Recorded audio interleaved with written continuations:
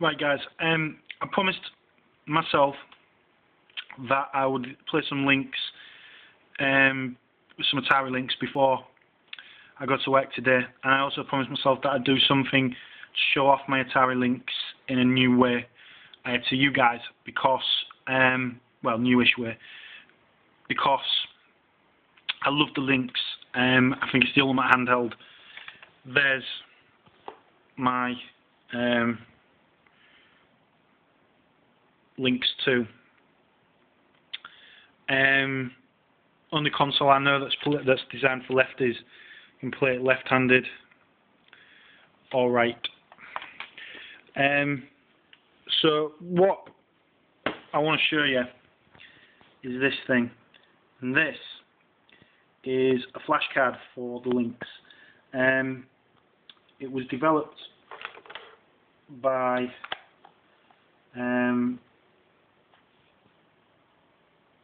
that dude there, Bernard Thomas, and it's a fantastic device.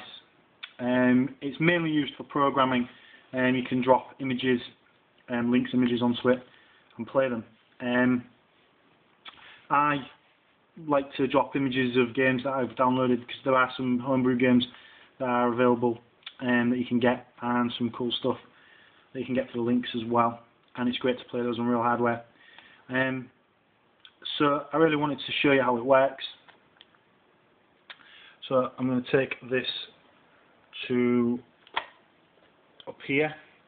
I'll just set it up.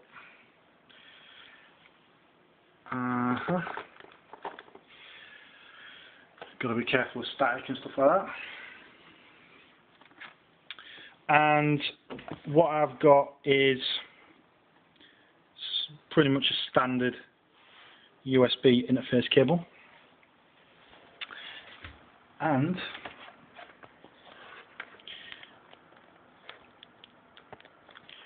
I plug it into there, and what that does is that then gives it power and interfaces it with my computer.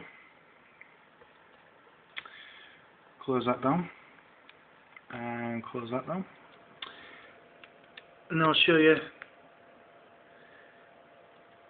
Here's the little program. It's just a terminal program.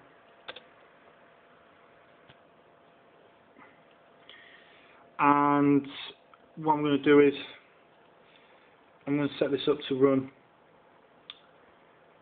So I normally have the transfer rate, the baud rate, as it's standard. It can accept higher baud rates, but I just use the standard. And what you do is you connect. This then activates the device. Now, don't know if you can see, guys, but see that white button there? Okay, keep your eye on the screen. Okay, it's a little bit jumbled because I missed out one vital thing, and that is the new line function. Okay, that's now a little bit better organized. Each letter in the square bracket represents a function. You would type that into here and it would change that. So, for example, if I was to press H, it would change the transfer mode to 256K, which is the type of, which is the size of the Lynx cartridge image. You can do LNX files and bin and LYX files. So there is some variety. You know, you can do various things. You can change the language of the device. The device inputs things and stuff like that. The X's in square brackets represent what it's set to at the moment. So, in order for me to put a game on, I would need to go to the input control and press W. what that does is that erases the memory, you can see, and it's asking me to upload new data. So this is the point in time where we transfer files across. So I am going to do, I'm going to do a game called, see, it's got to be a game that's 128K in size. So I'm going to look for 128K in size game. Let's have a look.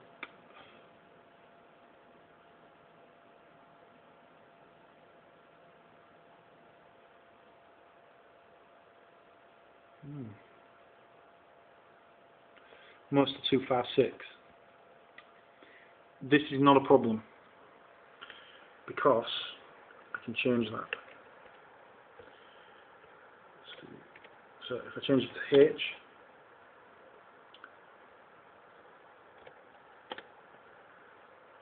what I've done is I've changed the mode from 128K to 25K BLL, which allows me to, which is the majority of cartridges, basically, majority of cartridge images. So now I'm going to try that procedure again. So what it does is it just clears where it was on there. And it asks me to upload new data. So send file, and let's go back and see. So my games are there. And this time I'm going to pick, well, I'll pick something that I quite like, which is, trying to think of some, I'll pick one of my favourites, which is Clax.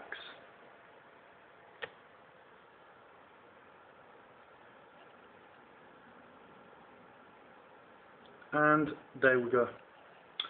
So I set the baud rate quite low, well, to the default. I always do that with majority of things. It can accept faster baud rates, but I'm not really.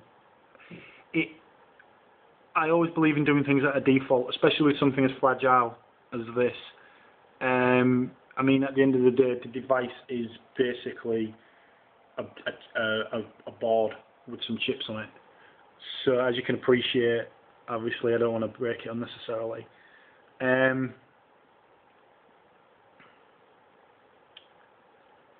So what this does is it transfers across, and basically then it's a case of plugging in the whole thing into your Lynx, switching it on, and you can then play.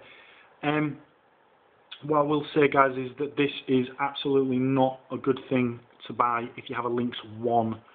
The first revision of the Lynx, where you put the cartridge in like a little door and close the door, you would have to basically break off the door, because otherwise the door would actually trap it and break it.